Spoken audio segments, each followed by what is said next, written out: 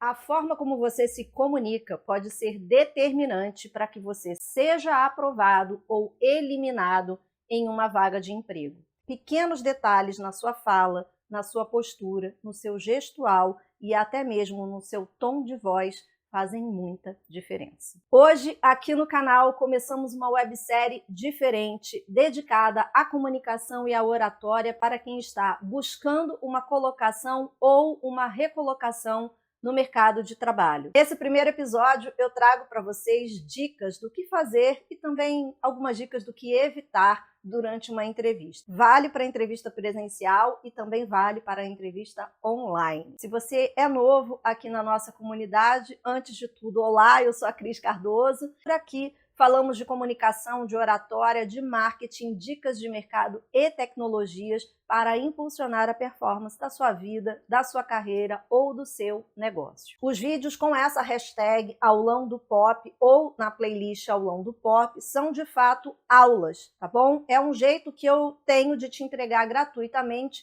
uma degustação da didática e da forma com que eu ensino para que você, ao clicar e adquirir um dos nossos cursos, vá com muito mais segurança e a gente já vai se conhecendo também. Você já fica conhecendo a sua treinadora favorita, tá bom? Vamos lá, minha gente, vamos para o nosso conteúdo hoje. Eu já estou com a nossa aula pronta aqui. Você vai sair dessa aula muito mais preparado, muito mais preparada para a sua entrevista de emprego. Primeira dica: substitua expressões que demonstrem insegurança. Existem 3 expressões que usamos muito no nosso dia a dia, mas que quando a gente está falando de entrevista de emprego podem colocar tudo a perder.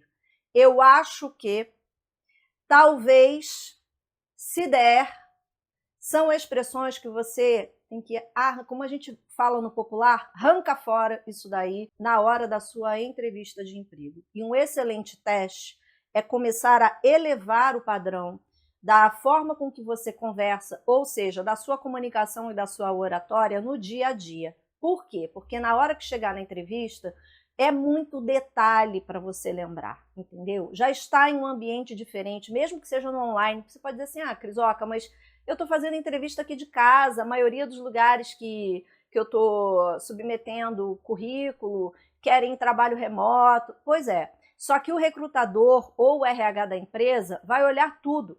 Então, quanto mais você acerta antes, melhor. É como um atleta que tem que performar maravilhosamente bem num jogo. Ele é atacante, qual é a especialidade dele? Fazer gol, certo? Bater gol, marcar gol, como for o termo técnico do futebol. Bom, se essa pessoa todo dia faz só o polichinelo, mas ela não ensaia o que ela tem que fazer, dificilmente na hora do jogo ela vai acertar.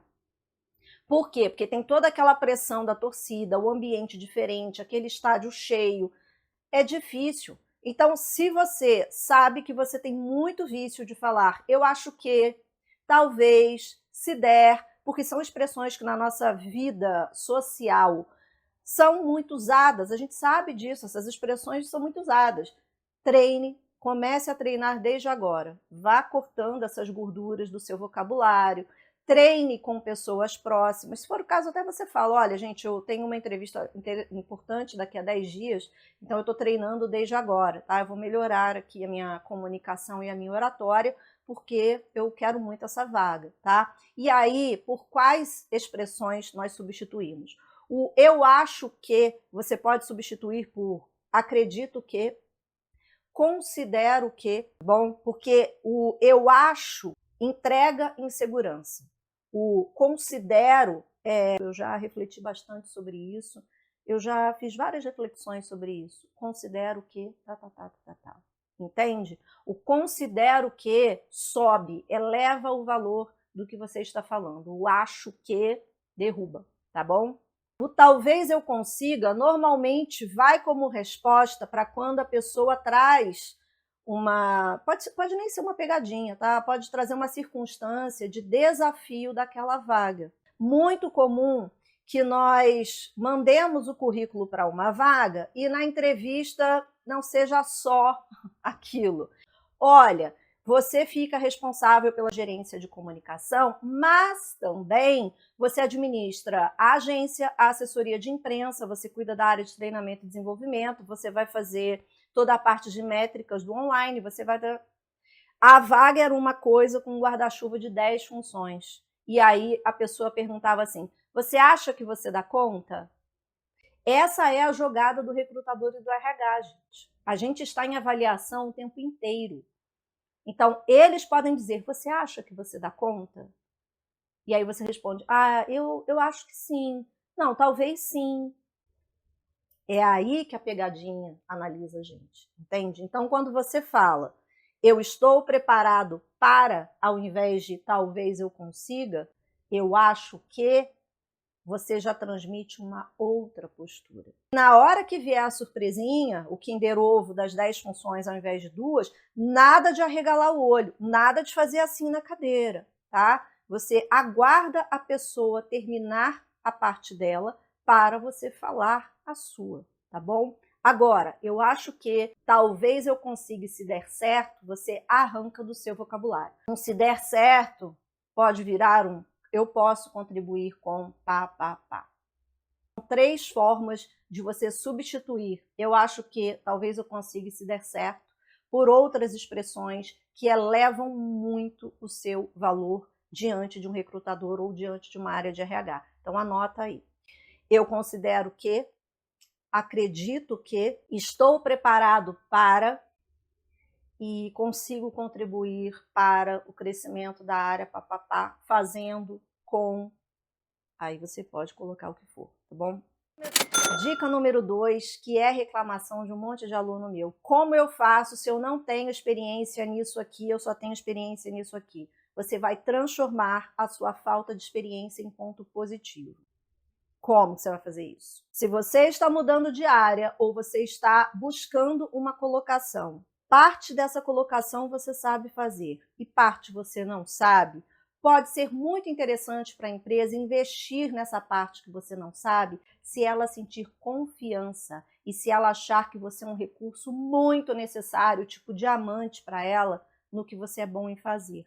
E aí vai depender da forma com que você se expressa. Em vez de você dizer, não tenho experiência nessa área, você vai transformar isso nos pontos positivos que você tem. Por quê? Porque o não tenho experiência nessa área pode soar para o seu recrutador como uma barreira. Em vez disso, você vai mostrar o que você tem. Um exemplo, eu estou em fase de transição para essa área e trago habilidades de pá. São as habilidades que você tem da área anterior que você ocupava e que podem agregar valor. Vamos pensar que quando você manda o currículo para um lugar, esse currículo é avaliado. Então a pessoa vê o seu histórico, ela sabe de onde você vem, tá? Então você consegue transformar, sim, um ponto que está em aberto, porque talvez você nunca tenha executado uma função daquele tipo, mas você tem vários skills, quero trazer um termo em português, várias virtudes de outras experiências que você viveu e que você pode aplicar aqui. Trouxe mais 2 exemplos para você como resposta. Eu tenho experiência em tututu, que é a área que você ocupava, onde eu desenvolvi competências como pá, que são as competências que você desenvolveu lá no outro trabalho e que acredito serem muito úteis nesse novo desafio. Esse vocabulário já transmite para o recrutador 70%, 80% de confiança a mais do que todas as outras pessoas que não estão com acesso a esse conteúdo aqui. Eu trouxe aqui uma outra alternativa e essa alternativa pode ser usada de forma completa ou você pode usar só a segunda parte dela, caso você opte por não começar a resposta com um apesar, tá bom? Apesar de ainda não ter experiência direta nessa função, já desenvolvi, aí vem a competência que você desenvolveu, que são essenciais para esse cargo. Isoca, eu prefiro não começar a minha resposta com um apesar de. Dependendo da pergunta, pode ser estratégico você começar, tá? Porque vai mostrar para o recrutador que você tem confiança no que você está falando. Às vezes a gente ouve pessoas falarem assim, não, nunca comece com uma negativa, né? Só que, gente, pessoal de recrutamento e seleção não é idiota. eles estão, ó, eles farejam. Quando o candidato entra pela sala, a gente já bate o olho e já passa um scan na pessoa. O jeito que a pessoa entra, não estou falando só do que a pessoa está vestindo, não, tá? Isso aí é material para uma outra aula aqui na nossa websérie. Eu falo de postura, de gesto, eu falo das microexpressões faciais que esse candidato traz, como ele senta, como ele olha para as coisas que estão em volta. A gente já bate o olho e já vê.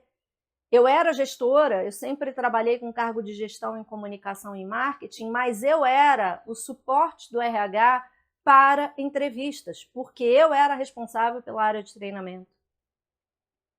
Então, quando a gente bate o olho no candidato, a gente já consegue ter 50% de informação se para o que a gente precisa, aquela pessoa atende. A outra parte é o quê? São as competências que essa pessoa fala, a oratória dessa pessoa, como ela se comunica, o repertório que ela traz, o que ela conta da vida dela que não está explicado em um currículo.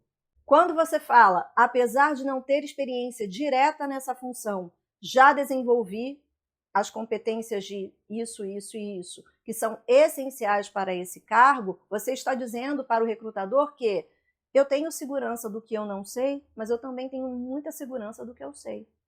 Eu tenho coragem de dizer para você o que eu sei e que eu consigo usar o que eu sei para esta situação aqui. Bom?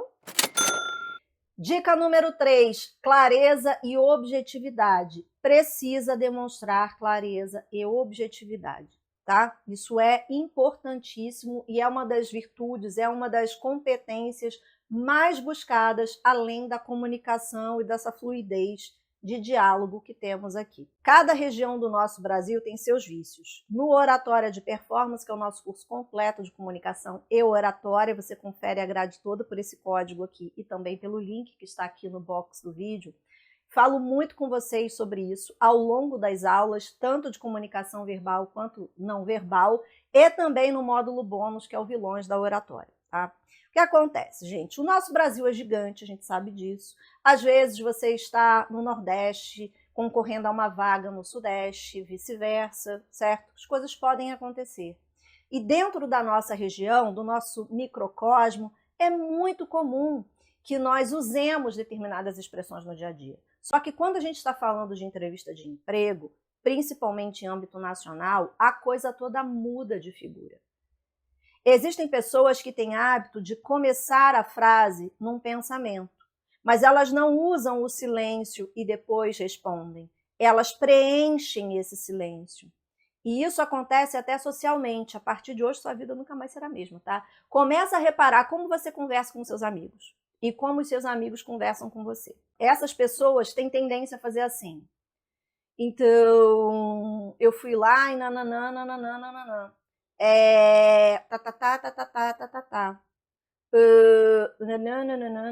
Olha só, aí, tararararararará. É uma entrevista de trabalho, gente. A gente não pode preencher silêncio. Não pode. Então, tem função. Então, vírgula, a consequência do que aconteceu antes.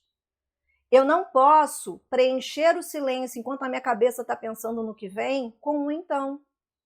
E a gente faz isso na nossa vida social. O tempo inteiro a gente faz isso. E vamos lá, né? Ok, tudo bem, bora aí, não é? Você está conversando com seu amigo por WhatsApp, relaxa, vamos lá. O problema é que quando você vai para uma entrevista de emprego sem ter a consciência de que isso está errado, você vai repetir. E se é um cargo que tem muita interface com o cliente, com o meio externo, com o fornecedor, a empresa vai reconsiderar, porque o funcionário dentro da empresa é o quê? Cartão de visita. Não interessa o cargo, tá? Não interessa o cargo. O funcionário dentro da empresa é um cartão de visita para todo mundo, dentro e fora. Então, se é silêncio, é silêncio. Se você está refletindo, você está refletindo. Então... tipo assim, arranca isso do vocabulário. E começa a arrancar desde agora, para chegar na entrevista e fazer bonito. Adapte o tom de voz. Nós temos amigos que são aqueles megafones, né? A pessoa fala como se ela estivesse em um estádio de futebol e você estivesse lá do outro lado, aguardando que ela faça aquela jogada mili da bola voar e parar no gol, né? O volume está sempre no máximo. E existem aquelas pessoas que não têm articulação alguma. No curso, eu converso muito com vocês sobre modulação de voz. Todo esse trabalho que a nossa voz vive para chegar ao outro lado. Então, essas pessoas com pouca articulação, elas também falam assim, elas quase não abrem a boca, tá? Elas quase não mostram o dente, elas não conseguem falar. Nem uma coisa, nem outra. Os extremos não são adequados. A voz gostosa tem domínio da modulação. E isso é o papel do orador. Por isso eu treino tanto isso com vocês no curso. Dá uma conferida na grade, tá? Por isso eu treino tanto isso com vocês no curso. Nós precisamos entender como nós aproveitamos a frase. Qual é o momento da pausa? Qual é o momento da ênfase? Qual é o momento do volume do que eu vou falar? Eu vou contar uma atividade interessante que teve um monte de gente, que foi um desafio. Eu não vou falar como se eu estivesse dando uma palestra introspectiva para as pessoas. Eu não vou falar que nós desenvolvemos um sistema em apenas 3 meses e tivemos um grande desafio, porque afinal de contas a nossa equipe estava reduzida em 50%. Eu não vou falar desse jeito. Eu trago um tom de entusiasmo, sem gritar, sem parecer que eu estou teatral. Mas eu trago o volume, eu trago todo o poder da voz que uma explicação merece, para eu aproveitar melhor essa situação que eu vou contar que eu fiz. Agora, eu participei de um movimento social para uma catástrofe que aconteceu e eu era do comitê de arrecadação. Aí é outra coisa. Aí eu vou explicar todo o trabalho que aconteceu, no qual eu participei. Percebe a diferença? Se eu não trabalho a minha voz, aquilo, gente, perde peso. E talvez a pessoa tenha chamado a gente por conta daquele aspecto. E ela não começou a entrevista por aquele aspecto. Normalmente as primeiras perguntas são quebra-gelo, a não ser que sejam vagas para cargos de pressão, cargos que a pessoa precisa estar preparada. Então a primeira pergunta já é aquela pergunta para ver se você segura o tchan.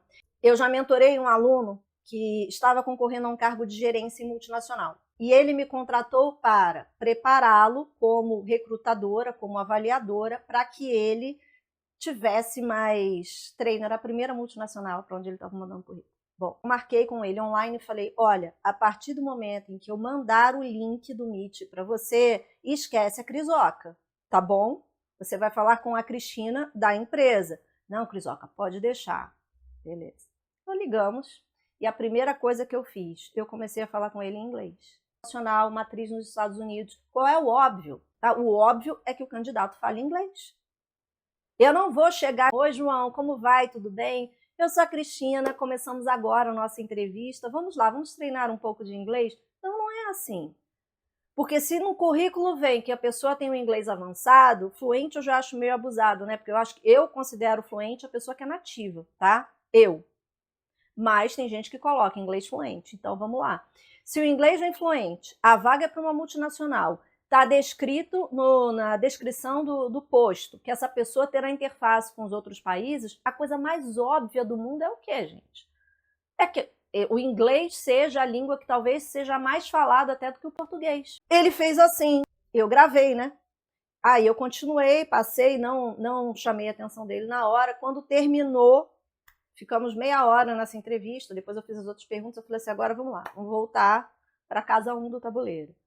Isso que aconteceu aqui tem 70% de chance de acontecer no mercado. Aí ele falou para mim, nossa, Crisoca, na hora que você começou a falar em inglês e eu arregalei o olho, eu falei, ela vai pegar nisso. Eu falei, mas é óbvio que eu vou pegar nisso, é claro que eu vou pegar nisso.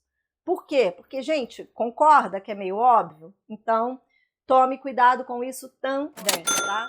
Pegando gancho na dica anterior sobre o olho arregalado diante de uma situação que não estava prevista no seu script, eu quero conversar sobre comunicação não verbal. A comunicação não verbal é tudo aquilo que não é falado e não é escrito, certo? E não é só aquilo que a gente veste. Portanto, mantenha contato visual. E esse contato visual é muito observado pelo recrutador. Seja no ao vivo, seja no ao vivo não, seja no online, seja no presencial.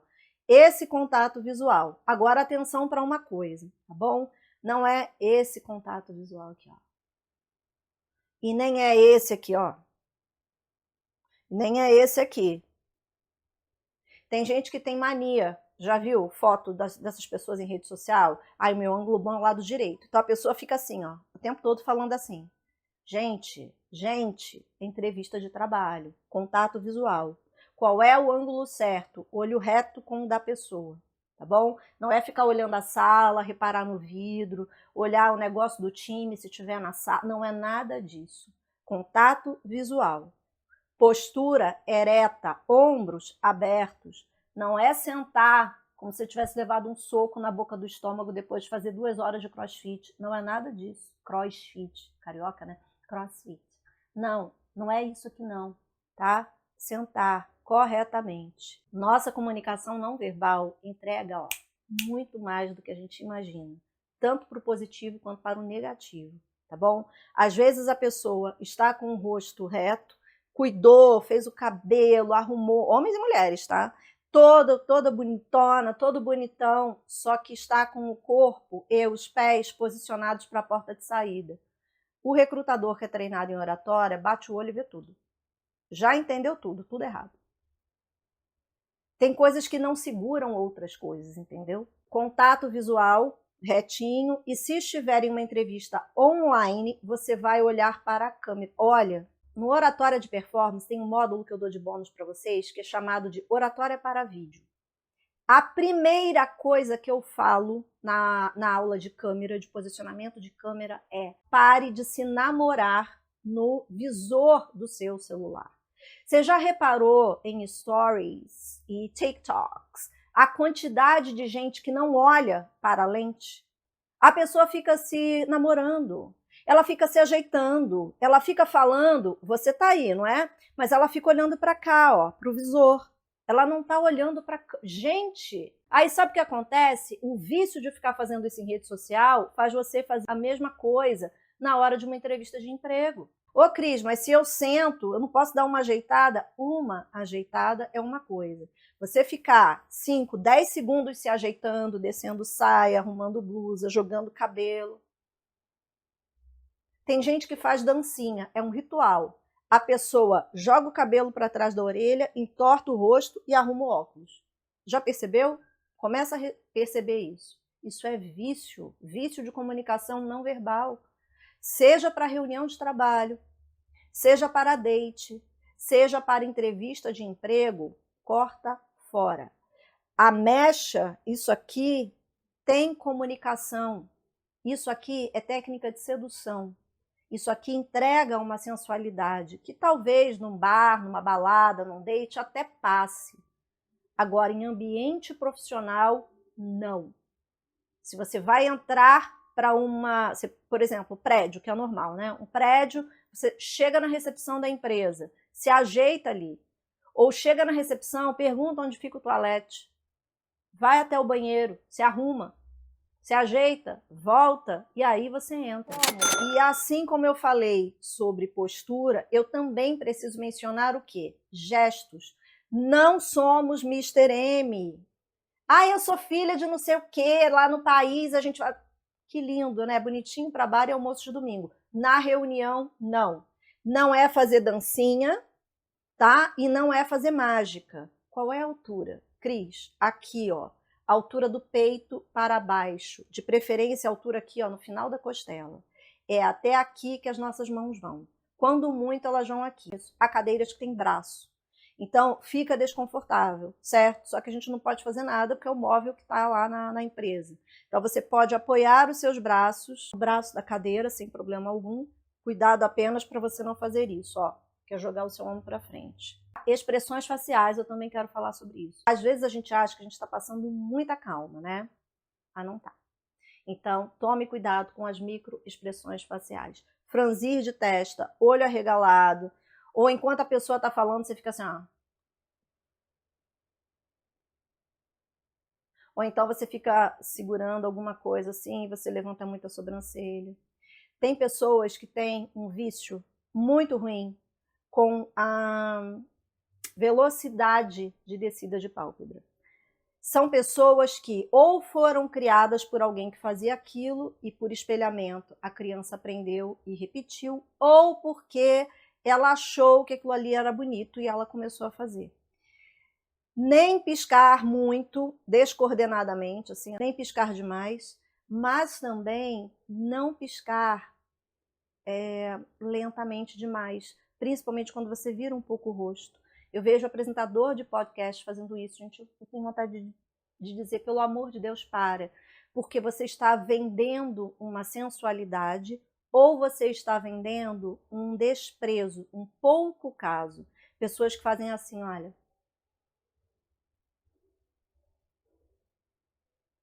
Então ela vai fazer uma pergunta, né? Ela faz seu entrevistador faz uma pergunta e você vai responder.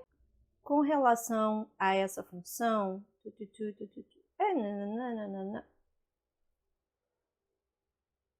caso esteja passando pela sua cabeça, mas meu Deus, Cris, será que tem gente que faz isso?